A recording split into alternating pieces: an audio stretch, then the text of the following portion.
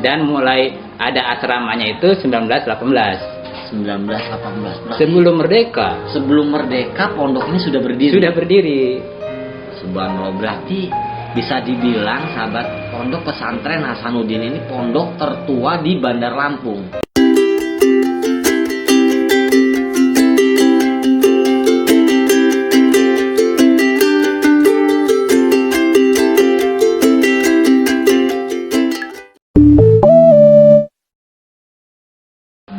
Assalamualaikum warahmatullahi wabarakatuh. Hamdan wa syukronillah amma ba'd. Balik lagi di channel kita Saung Hijrah. Tim Saung Hijrah ngucapin banyak terima kasih buat yang sudah ngedukung channel kita dengan menekan tombol subscribe-nya. Di sini saya Ari Widodo mengingatkan jangan lupa follow Instagram kita di @saunghijrah_official. Dan semoga kita semua dapat siar bersama.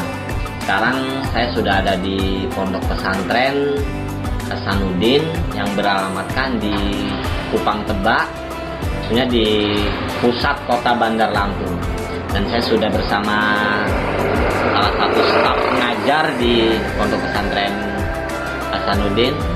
Assalamualaikum Pak Ustadz. Waalaikumsalam. Bisa diperkenalkan diri Pak Ustadz dengan para sahabat hijrah? Ya, nama saya Mas Rudin. Saya juga staf pengajar di sini dan kebetulan saya juga alumni daripada Pondok Pesantren Hasanuddin. Pak Ustadz, Ya, saya mau tanya tentang sejarah berdirinya Pondok Pesantren Hasanuddin. Bisa sedikit diceritakan sejarah berdirinya? Pondok Pesantren Hasanuddin itu dikasih nama Hasanuddin sebenarnya sesuai dengan nama pendiri pertamanya, namanya Kiai Haji Hasanuddin bin Kiai Haji Sa'dian. Beliau awal mula mendirikan pondok pesantren diawali dari pengajian biasa, pengajian rumahan biasa, majelis taklim lah istilahnya. Setelah tahun 1918 baru didirikanlah pondok pesantren ini. Namun dulu belum nama pondok pesantren Hasanuddin. Baru dikenal namanya, ada yang mengatakan Pondok Kupang, ada yang mengatakan Pondok Ki Uding gitu. Belum pakai Hasanuddin. Belum disebut pondok pesantren. Oh iya, belum dikasih nama Hasanuddin. Iya. Namanya dulu Pondok Kupang. Pondok ada juga mengatakan Pondok Ki Uding. Seperti halnya pondok-pondok lain terkenal daerahnya gitu. Daerahnya. Karena dulu di sini nama daerahnya itu. Nama daerahnya Kupang Tebak gitu. Jadi itu awal mulanya. 1902 sudah mulai, dan mulai ada asramanya itu 1918. Sebelum merdeka pondok ini sudah berdiri. Subhanallah, berarti bisa dibilang sahabat, pondok pesantren Hasanuddin ini pondok tertua di Bandar Lampung. Iya, bisa jadi. Soalnya belum ada yang tertua itu.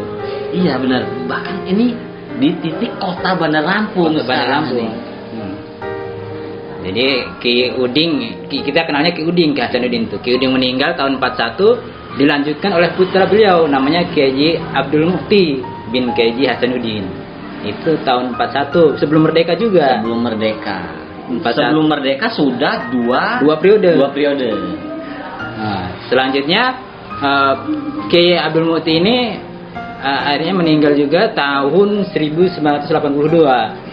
1982 beliau meninggal dan dilanjutkan oleh putra Kiai Haji Abdul Mukti tadi.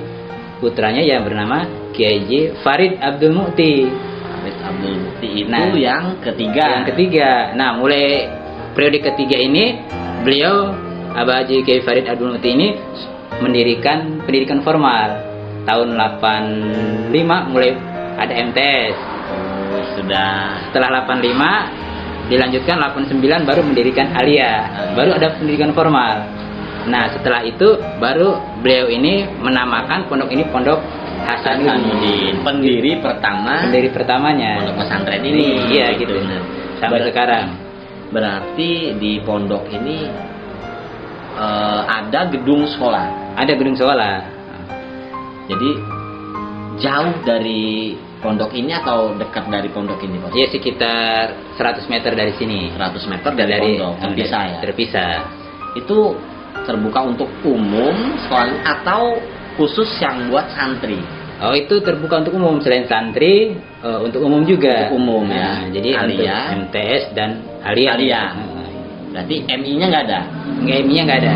Berarti kalau untuk nasionalnya SMP SMA? Iya, SMP dan SMA. Pak Ustadz, untuk konsep bangunan ini di tengah kota, Iya. dulu sudah konsep seperti ini atau gimana, Pak Ustadz? Kalau awal-awal berdiri pondok pesantren ini, ya tentunya seperti halnya yang lain. Jadi belum permanen seperti ini gedungnya, masih pakai istilahnya bilik. Balek ya? Balek lah, istilahnya balek. Bilik lah istilahnya, pakai bilik, pakai kayu biasa. Belum tembok seperti ini. Ini pakai tembok seperti ini itu sudah periode yang ketiga. Sudah sekitar tahun 83-an gitu. 83 sudah mulai pembangunan. Sudah mulai dibangun permanen. Awalnya kan hanya pondok-pondok ya, bangunan-bangunan biasa aja. Artinya bangunan pakai kayu, bilik istilah kita. Makanya sifat pondok pesantren tradisionalnya ada gitu. Jadi kita di sini terkenal pondok pesantren tradisional. Kalau istilah kita orang mengatakan pembelajarannya pun pakai kitab kuning gitu. Oh, di sini pakai kitab kuning. Iya. Jadi yang dititik beratkan adalah kitab kuning di sini. Di sini maksudnya.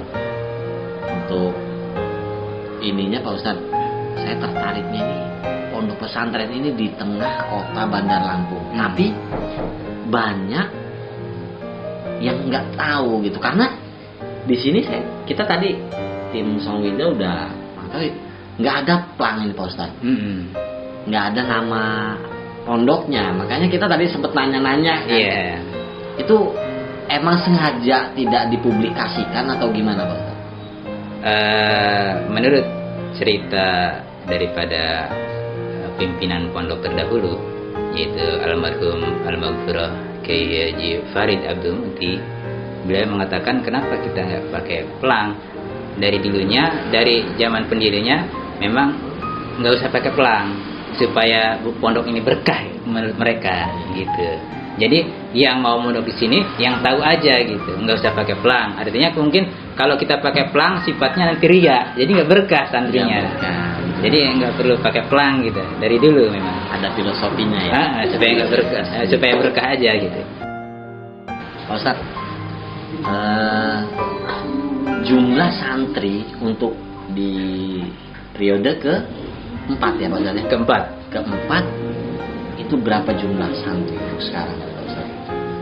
Kalau untuk santri mukim itu putra ada jumlahnya 80 dan putri ada 70, jadi semuanya ada 150 santri yang mukim. Jadi tapi sebagian juga ada yang istilahnya kalong, santri kalong yang tidak bermukim. Itu hanya berapa? 4 orang putra dan 2 orang putri, itu yang biasa tiap ini mereka hadir ke sini mengaji, tapi mereka tidak nginep di sini, pulang lagi ya, itu. Berarti yang bermukim di sini sekitar 150. Di luas bangunan ini Pak Ustadz, tadi sih kita sudah kontrol ya dari belakang ke belakang. Sahabat, nanti kita bisa lihat di video yang akan kita ini kan yang di gerbek pondok, kita akan tahu lokasi dan bangunan pondok pesantren Hasanuddin ini. Itu sekitar berapa kamar Pak Ustadz? Yang putra itu ada 12 kamar. 12 kamar. Ini 2 lantai Pak Ustadz ya? Iya, 2 lantai. 2 lantai. 12 kamar. Itu sekamar itu rata-rata ya ada yang 8 gitu kan. Satu kamar 8 orang. Padahal kamar kita ukurannya kecil, hanya 3x4 gitu. Tapi ya karena ya begitulah. Memang ujian santri ya kelihatannya harus susah. Harus menderita sebagai santri ya. Iya, istilahnya penjara suci di sini. Penjara suci. Makanya seperti itu. Walaupun demikian, ya memang harus sabar kuncinya. Benar. Pengen mendapatkan ilmu harus sabar. Kalau tidak, emang harus benar-benar diuji seorang santri itu, Ustaz. Jadi tidur empet-empetan, makan tadi juga kan seperti itu. Iya. Jadi pakai nampan orang banyak gitu, enggak itu mengambil sunnahnya Rasul ya. Ya gitu. Oke Pak Ustaz, untuk kurikulum materi pembelajaran di pondok pesantren ini banyak Pak Ustaz. Apa aja Pak Ustaz? Ya, untuk kurikulum kita umumnya pondok pesantren tradisional itu seperti yang diajarkan adalah secara garis besarnya adalah akhlak, tasawuf, fikih, tafsir, hadis, ilmu balaghah, ya artinya ilmu bahasa, itu yang diajarkan di sini. Adapun kitab-kitabnya seperti halnya saya itu mengajarkan kitab fikih, Fathul Qorib dan Riyadul Badi'ah. Dan kitab-kitab yang lain seperti Jurumiyah, Alfiyah, Imriti itu diajarkan di sini. Tafsirnya tafsir Jalalain. Gitu, itu tafsirnya. Terus hadis juga diajarkan di sini. Kitab-kitab yang lain banyak yang diajarkan seperti halnya pondok-pondok salafiyah yang lain. Jadi kitab kuning intinya yang diajarkan di sini. Itu beda kurikulum, beda pengajar juga. Ya artinya setiap mata istilahnya kalau di sekolah mata pelajaran ya beda pengajar juga.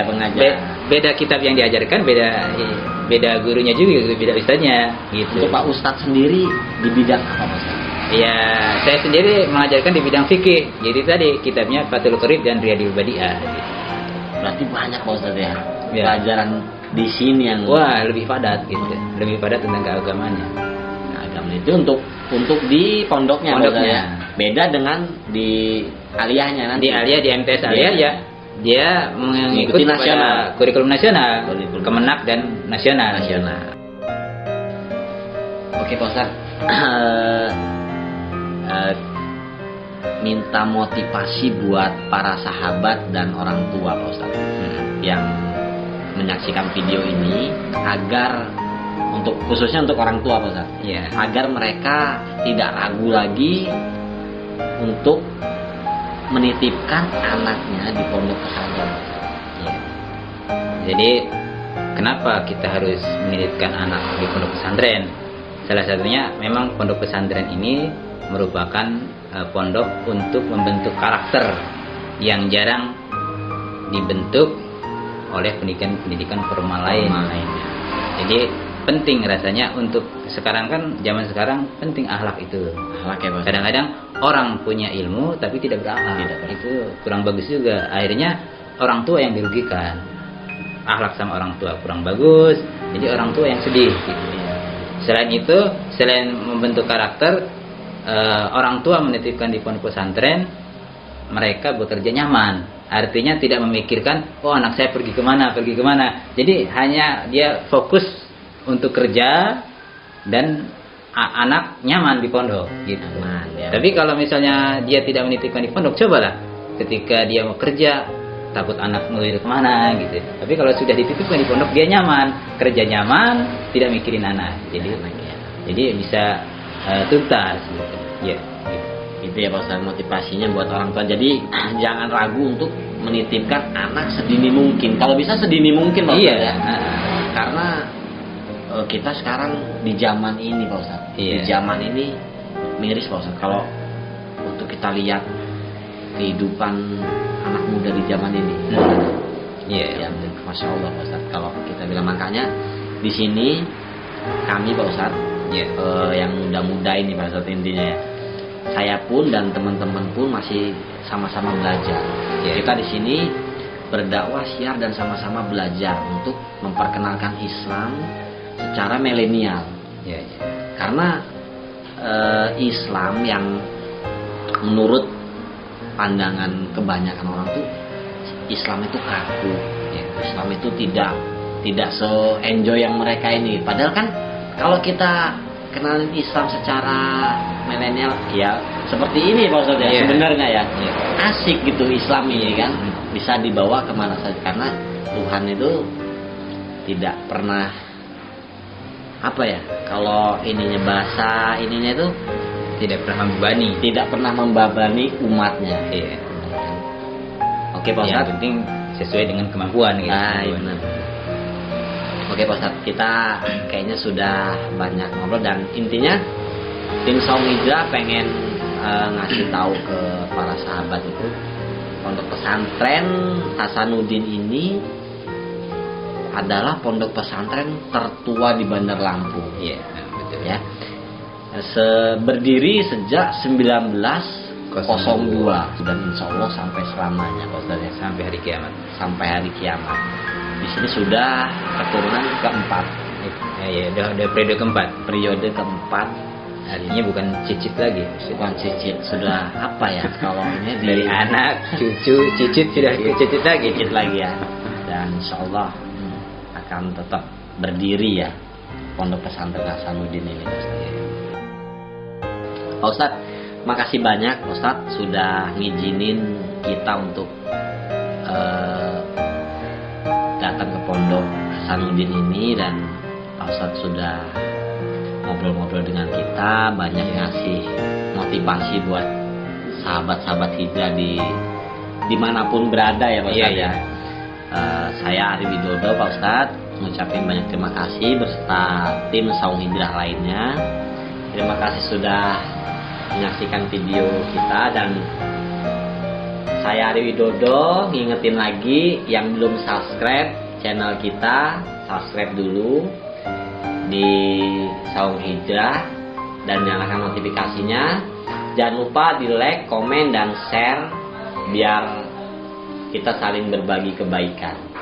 Oke, di akhir video saya ucapin banyak terima kasih. Assalamualaikum warahmatullahi wabarakatuh.